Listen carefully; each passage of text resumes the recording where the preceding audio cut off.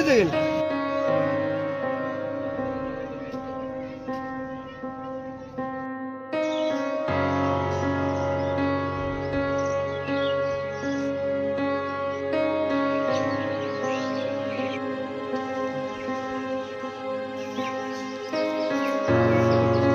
ঠিক আছে, হ্যাঁ জল ঠিক আছে, খাওয়া যাচ্ছে, জল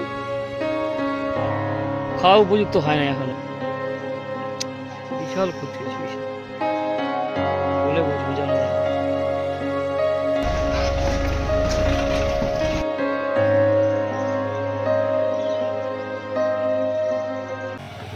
চাল তুলে দেওয়া হবে, তার সাথে সোয়াবিন প্যাকেট করছে।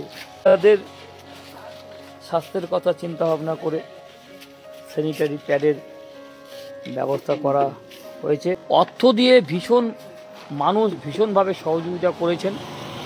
এই কয়েকদিনের মধ্যে আমাদের যেভাবে সহযোগিতা করেছেন কৌশিকদা, হুগলি উত্তরণের সংস্থার সকল সদস্যরা ভীষণভাবে সহযোগিতা করেছেন।